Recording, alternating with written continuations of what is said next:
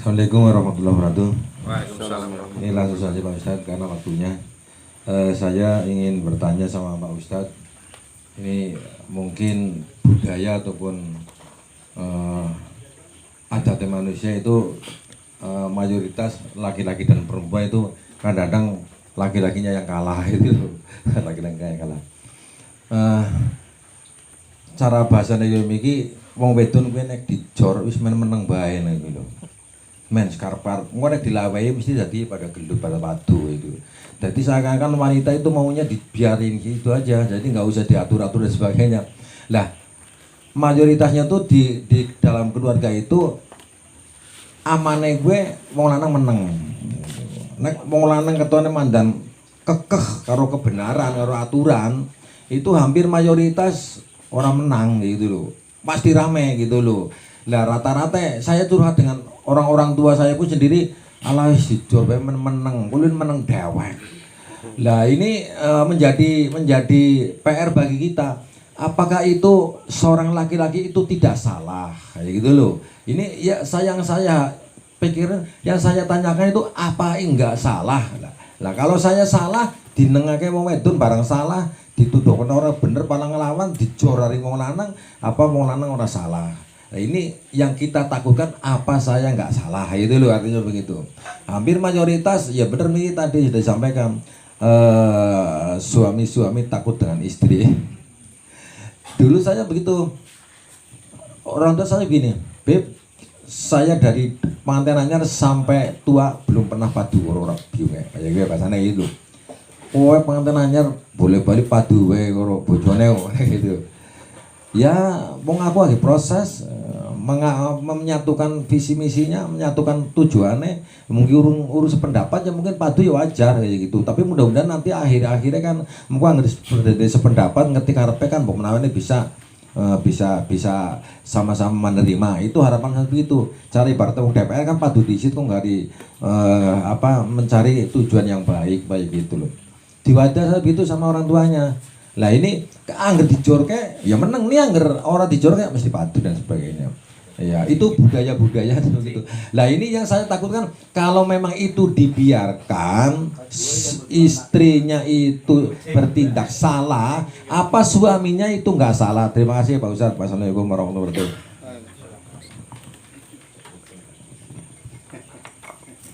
Ya, jadi ada pertanyaan bagaimana ketika ya, memang kebanyakan yang saya tahu itu sering ketemu gitu ya. Artinya bagaimana ternyata implementasi dari ar-rijalu qawwamun 'alan nisa ini enggak jalan. Dimana ternyata malah suami mau mancing saja harus izin sama istri. Kan gitu ya. Izin dulu sebentar, saya tanya istri dulu gitu. Nah, seolah-olah semua itu putusan itu harus nunggu keputusan dari istri. Nah, makanya kalau kita ngaji itu perempuan yang nurut itu hanya dua jenis itu hanya dua sebab.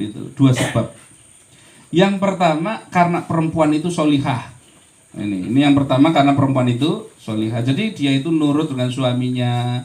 Dia itu benar-benar menjadikan suaminya sebagai seorang pemimpin. Dia tidak mengendalikan suaminya, tapi dia yang menyerahkan dirinya untuk dikendalikan oleh suaminya. Dalam hal ini artinya keputusan-keputusan yang nunggu keputusan suami, bukan suami pulang yang diinterogasi suaminya itu kan. Nah, udah jam segini baru pulang kemana saja itu kan. Nah, itu sebenarnya coba kita bayangkan kalau memang ada seorang pemimpin, ada bawahannya, mungkin nggak bawahan menginterogasi pimpinannya begitu? Jam segini baru pulang dari mana? Mungkin nggak kira-kira? Nggak mungkin. Ini kalau dia benar-benar menjadikan suaminya itu sebagai pemimpin, maka dia nggak begitu. Nah, kalau laki-laki menginterogasi wajar. Nah, itu karena memang dia pemimpin, sehingga dia bahkan bukan hanya wajar tapi memang seharusnya memang dilakukan oleh seorang laki-laki terhadap perempuan. Apalagi perempuan itu setiap keluar rumah yang kira-kira dia meninggalkan rumahnya dalam artian lingkungannya itu, maka dia wajib minta izin. Sekalipun dalam satu hari dia 100 kali keluar, nah, maka dia wajib 100 kali minta izin. Itu seperti itu. Selalu minta izin, bukan berarti ngomong sudah kegiatan rutin nggak usah minta izin. Enggak harus. Untuk memberikan kesadaran di dalam pikiran bawah sadarnya bahwa saya setiap mau keluar saja izin, berarti saya memang ada di bawah pemimpin saya. Itu. Jadi yang pertama itu memang karena solihah. Kenapa perempuan itu nurut itu ya karena solihah, itu yang pertama. Yang kedua karena suami yang tegas itu. Nah ini repot. Sudah istrinya nggak solihah, suaminya nggak tegas, selesai sudah itu. Nah ini repot ini. Maka minimal itu, karena begini, saya bilang tegas ya, bukan keras ya. Saya ingatkan lagi, tegas dengan keras beda. Laki-laki yang tegas itu.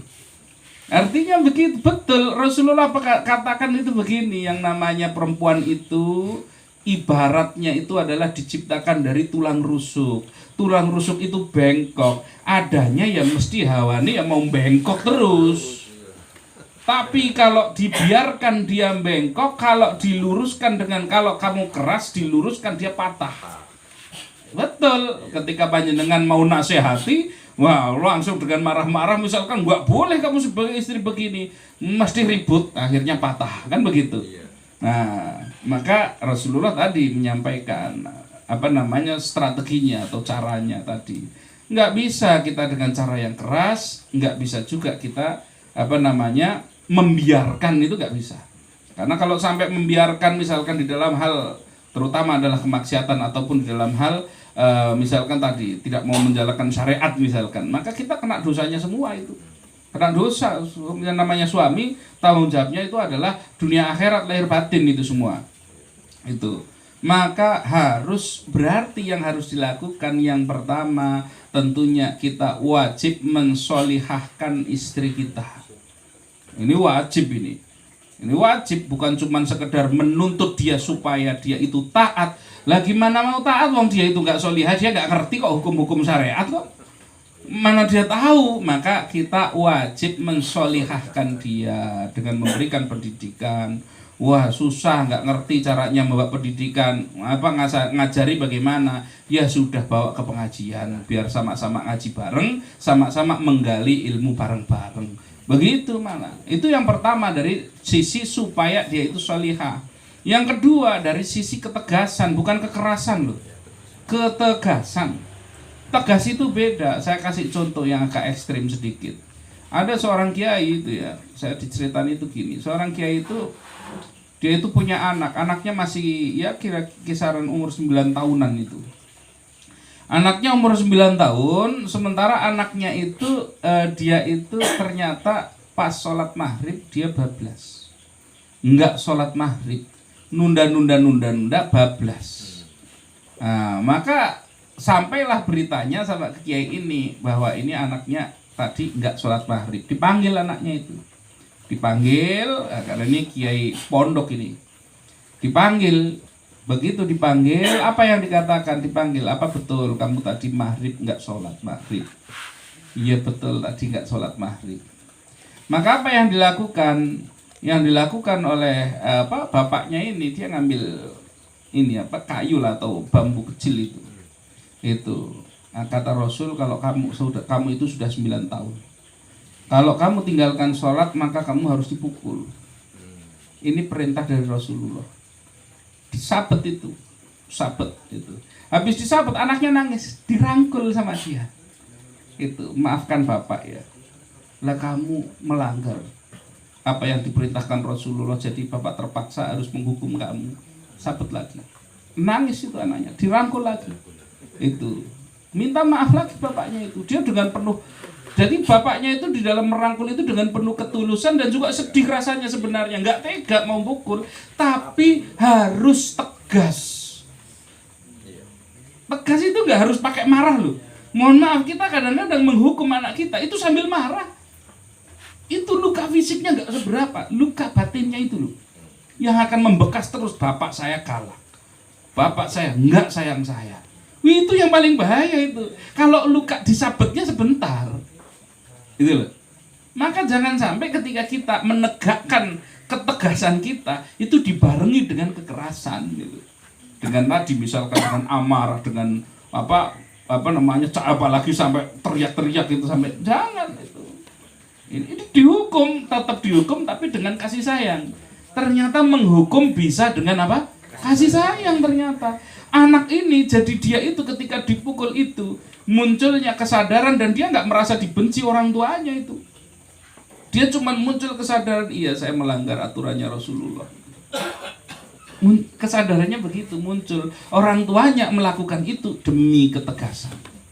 Nah, maka seorang laki-laki tetap juga harus dia itu di dalam rumah tangganya, entah terhadap anak ataupun terhadap istrinya, maka ketegasan harus dijadikan pegangan.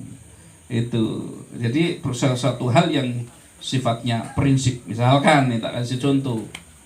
Perempuan itu keluar rumah wajib tutup aurat, misalkan wajib tutup aurat, nggak boleh sampai terbuka pintu kamu nggak pakai kerudung, misalkan begitu. Itu prinsip itu, nggak boleh itu kalau sampai itu nggak dilakukan.